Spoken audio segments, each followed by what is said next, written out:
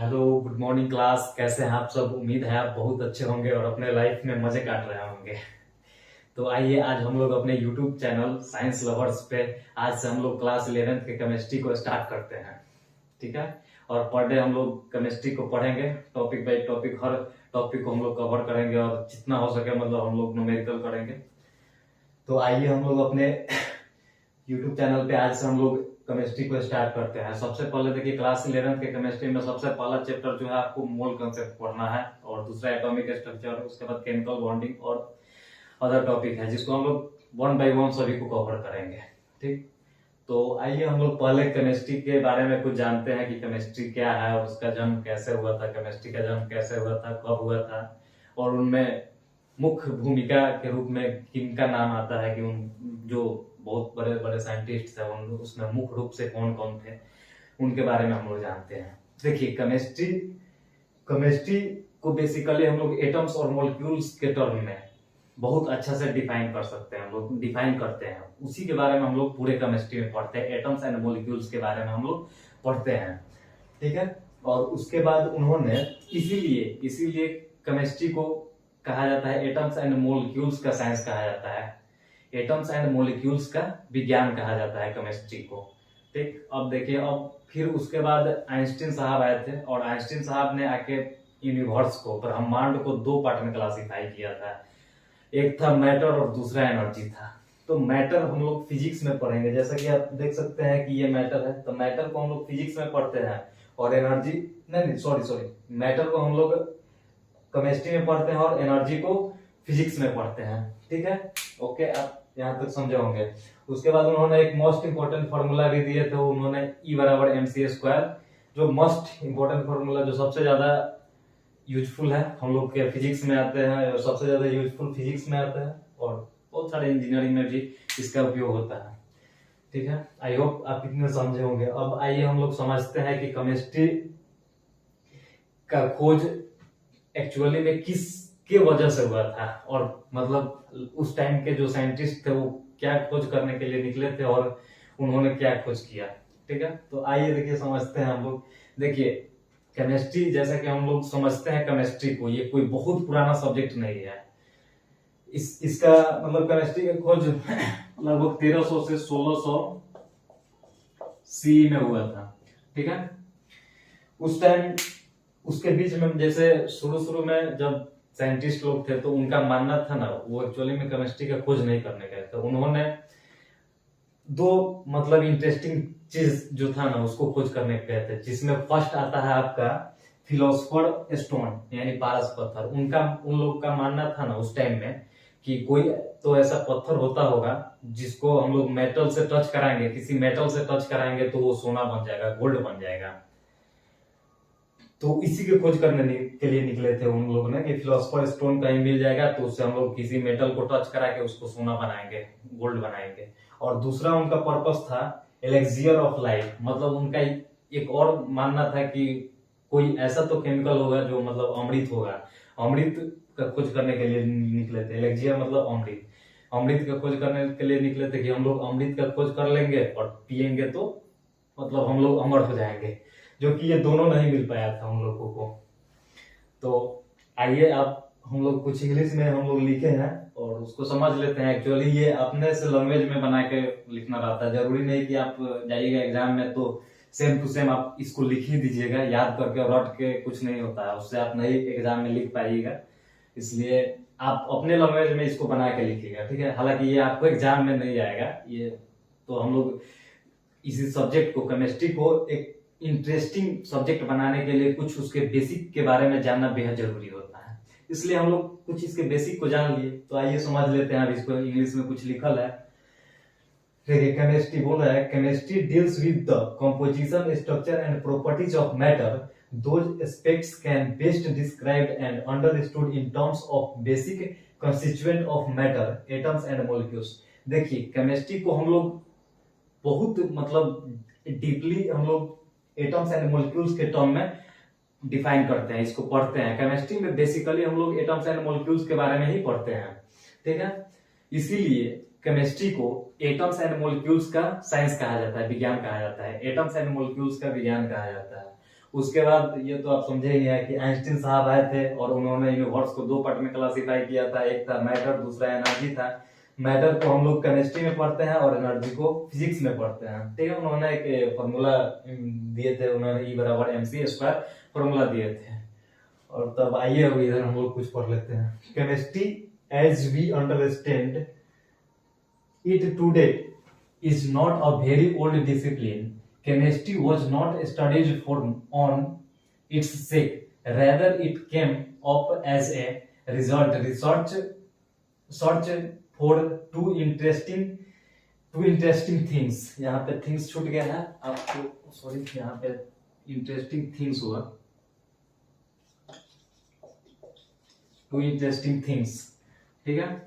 मतलब दो इंटरेस्टिंग चीजों की खोज करने के लिए साइंटिस्ट निकले थे। और उनको, जैसे मैं आपको फिलोसफर स्टोन बताया है कि फिलोसफर स्टोन मतलब कोई ऐसा पत्थर होगा जिसको हम लोग किसी मेटल से, जैसे में लोहा से, मतलब आयरन से और कॉपर से टच करेंगे तो वो सोना हो जाएगा। तो उनको ये भी नहीं मिला। और दूसरा उनका पर्पस था एलेक्सियर ऑफ लाइफ, मतलब अमृत का खोज करने के लिए निकले थे वो लोग। तो उनको अमृत भी नहीं मिला, मतलब किसी की, मतलब हम अमृत पी लेंगे तो अमर हो जाएंगे, ये चीज भी नहीं मिला उनको। तो आई होप आप इतना समझे होंगे और इतना समझे होंगे। और आइए अब हम लोग इसके बारे में जानते हैं कि केमिस्ट्री का मुख्य रूप से ग्रोथ कब हुआ था और उस टाइम एंशिएंट इंडियन साइंटिस्ट थे, उनका क्या भूमिका था इसमें। तो आइए अब हम लोग आगे समझते हैं और नेक्स्ट स्लाइड में आपको बताएंगे कि कैसे हम लोग कब मुख्य रूप से ग्रोथ हुआ था, किस सेंचुरी में, और इसमें भारतीय कौन कौन साइंटिस्ट का इसमें मुख्य रूप से नाम आया था।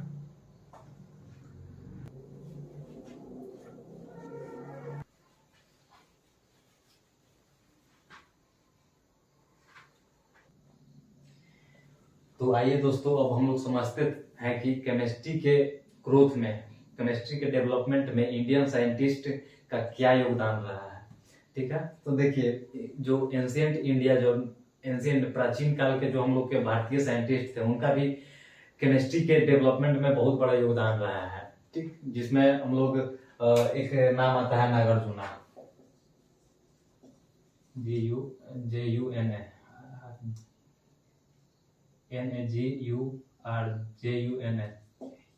नागार्जुना नाम के साइंटिस्ट हुआ, मतलब नहीं जो साउथ वाले मूवी के नागार्जुना है, ये नागार्जुना जो प्राचीन काल के केमिस्ट्री में उनका मतलब योगदान रहा है केमिस्ट्री के डेवलपमेंट में, ठीक है। तो और देखिए, हाँ, और सबसे बड़ी बात है कि जिस टाइम प्राचीन काल के लोग थे, उस टाइम जब केमिस्ट्री का ग्रोथ हो रहा था, तो उस टाइम भी हम लोग के जो भारतीय साइंटिस्ट थे उनको ऑलरेडी मतलब बहुत सारे साइंटिफिक घटना जो हुआ था उनके बारे में पता था, और बहुत सारे केमिकल्स के बारे में उन लोग को ऑलरेडी पता था। और इस नॉलेज को, केमिकल नॉलेज को, उन्होंने अपने लाइफ में बहुत सारे यूज भी किए थे उन्होंने। और सबसे बड़ा एक इंटरेस्टिंग बात ये भी है कि हम लोग केमिस्ट्री को पहले एल्केमी एंड इलेक्ट्रोकेमिस्ट्री के नाम से जानते हैं। कब? जब 1300 से 1600 सीई में, ठीक है।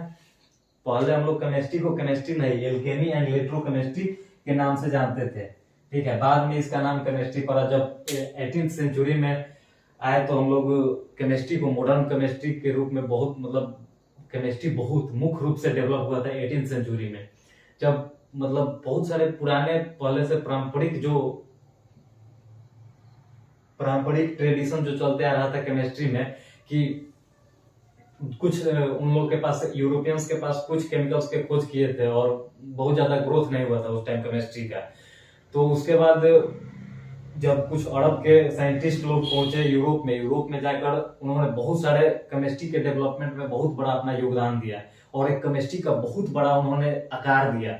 उसके बाद केमिस्ट्री का मुख्य रूप से मतलब वही डेवलपमेंट 18th सेंचुरी में हुआ था। तो इसमें बहुत बड़ा योगदान अरब के साइंटिस्ट का था, जो यूरोप में जाकर केमिस्ट्री को बहुत बड़ा एक आकार और शेप के रूप में इसको दिए, ठीक है। उसके बाद हम लोग कुछ एग्जाम्पल भी समझेंगे, और तो एग्जाम्पल बाद में समझते हैं। उसके पहले आपको कुछ इंग्लिश में ये कुछ लिखा होगा जिसको समझ लेते हैं।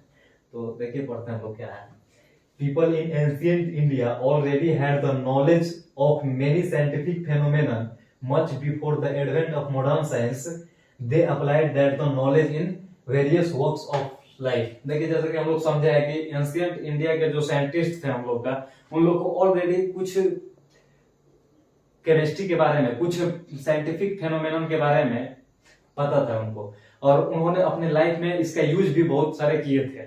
ठीक, तो यही बात है कि हम लोग का, और उसमें एक नागार्जुना नाम के साइंटिस्ट जो इंडियन थे, उनका भी उन्होंने बहुत सारे इसमें योगदान दिए थे।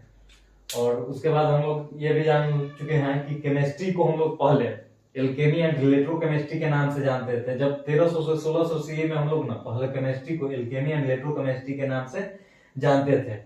ठीक है, आई होप आप इतने समझे होंगे। उसके बाद देखते हैं, modern chemistry took shape in 18th century in Europe after a few centuries of alchemical tradition which were introduced in Europe by अरब।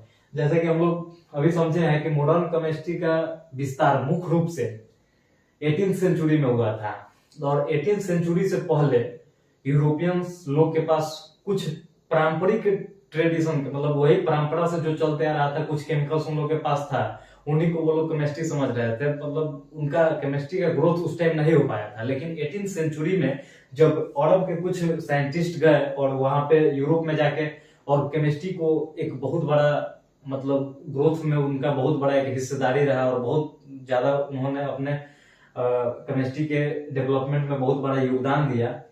तो उसके बाद 18th सेंचुरी में मुख्य रूप से केमिस्ट्री का डेवलपमेंट हुआ था।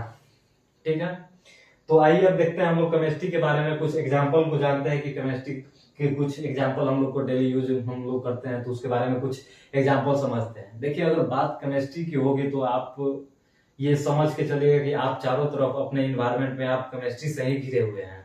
जैसे कि हम लोग जैसे मानते हैं कि हम लोग का जैसे तबीयत खराब होता है, बुखार उखार लगता है या कुछ भी होता है, तो हम लोग दवा लेते हैं, दवाई लेते हैं हम लोग। तो दवा लेते हैं तो उसमें बहुत सारे केमिकल के कंपोजिशन से बनता है। कोई भी मेडिसिन या दवा बहुत सारे केमिकल के कंपोजिशन से बनता है।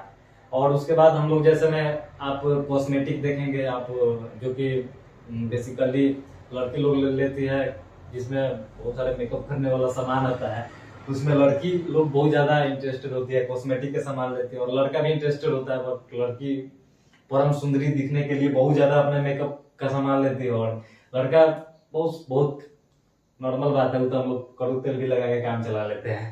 ठीक है, सरसों के तेल ही काफी है ठंडा के दिन में, इसे भी वोट हम लोग का फटता उठता नहीं ज्यादा। ठीक है, तो आई होप इतने समझोगे। और डेली यूज में हम लोग जैसे टूथपेस्ट लेते हैं हम लोग, जैसे कोलगेट वोलगेट लेते हैं हम लोग, बहुत सारे कोलगेट आते हैं, मंजन आता है, या और सारे केमिकल्स हो गए। जैसे में आप साल्ट भी ले लीजिएगा, नमक उमक लीजिएगा, वो भी बहुत सारे केमिकल्स के कंपोजिशन से बनता है। बहुत सारा हो गया एग्जांपल आपका। उसके बाद आप मेटल्स देखेंगे, जैसे मेटल्स में आपका आ गया आयरन, आपका आ गया ब्रास, आ गया ब्रोंज, आ गया। तो ब्रोंज भी तांबा और टीन से मिलकर बनता है, ब्रास तांबा और जिंक से मिलकर बनता है। वैसे ही गन मेटल, मुंज मेटल, बहुत सारी चीजें होती है इसमें। और मेटल्स में आप सबसे बड़ा एग्जांपल आप स्टील ले लीजिएगा। स्टील जैसे आप ये छत उत ढलाता है, जो हम लोग का सेलिंग लगता है, उसमें रड का यूज होता है, तो वो भी स्टील का बना होता है, जिसमें स्टील को बनाने में कार्बन का परसेंटेज होता है, कुछ परसेंट कार्बन होता है उसमें और कुछ परसेंट आयरन होता है। ये दोनों के कंपोजिशन और बहुत सारे केमिकल्स को मिला के इसको बनाया जाता है, तब हम लोग का मेटल्स तैयार होता है। जैसे आप गोल्ड को भी ले लीजिएगा तो उसमें कॉपर की मात्रा मिलाई जाती है। ऐसे ही गोल्ड आप 24 कैरेट का सोना को आप नहीं पहन सकते हैं। ठीक है, और उसके बाद आपके हाथ में अभी जो फोन है, ये सबसे बड़ा केमिस्ट्री का एग्जांपल है, जिसमें फोन का बैटरी जो लगा हुआ है, ये सबसे ज्यादा, मतलब बहुत सारे केमिकल के कंपोजिशन से इसको मिला के बनाया जाता है। केमिस्ट्री मतलब मोबाइल के बैटरी को बहुत बड़ा एग्जाम्पल है केमिस्ट्री का। ठीक है, तो आई होप केमिस्ट्री के कुछ बेसिक चीजों के बारे में आप समझे होंगे कि केमिस्ट्री का जन्म कैसे हुआ और कब हुआ, और इनके खोजकर्ता भी बहुत सारे इसमें नाम आएंगे, लेवोजियर, जिसमें हम लोग आगे समझते चलेंगे कि कौन इसका, जैसे केमिस्ट्री का पिता किसे कहा जाता है। ठीक है, तो ये बेसिक चीजें थी जो कि हम लोग समझ चुके हैं। अब हम लोग कल से हम लोग स्टार्ट करेंगे केमिस्ट्री में मैटर क्या होता है, what is matter and properties of matter पढ़ेंगे। उसके बाद हम लोग कुछ बेसिक चीजें हम लोग जैसे फिजिकल केमिस्ट्री पढ़ेंगे, मोल कंसेप्ट या एटॉमिक स्ट्रक्चर, बहुत सारे, तो उसमें न्यूमेरिकल्स हम लोग बहुत सारा न्यूमेरिकल्स करेंगे। ठीक है, तो उसमें न्यूमेरिकल्स करने से पहले आपको कुछ बेसिक चीजें पता होगी, तभी न्यूमेरिकल्स अच्छा से आपको बनेगा, वरना ये चीजें फर्स्ट ईयर और सेकेंड ईयर दोनों में बहुत ज्यादा आपको इरिटेट कर देगी, आपको बहुत ज्यादा कष्ट देगा। अगर आप जैसे में आप सिग्निफिकेंट फिगर आपको अगर पता नहीं हो, आपको सिग्निफिकेंट फिगर पता होना चाहिए, तो फिर आपको पावर ऑफ मूवमेंट ऑफ 10 पता होना चाहिए, और unit conversion is most important है। यूनिट कन्वर्जन आपको पता होना ही चाहिए। अगर पता नहीं है तो हम लोग नेक्स्ट क्लास में पहले उसको हम लोग पढ़ेंगे, उसके बाद हम लोग आगे बढ़ेंगे। ठीक है, तो ये कुछ बेसिक चीजें जानेंगे, उसके बाद हम लोग आएंगे एटम्स और मॉलिक्यूल्स पे, और एज भी ऐसे ही हम लोग आगे चलते रहेंगे। ठीक है, तो आई होप आप इतने बात को समझे होंगे, और मिलेंगे नेक्स्ट क्लास में। और मेरे चैनल को सब्सक्राइब करना बिल्कुल ना भूले, और हमारे चैनल को सब्सक्राइब करें। Thank you very much, love you.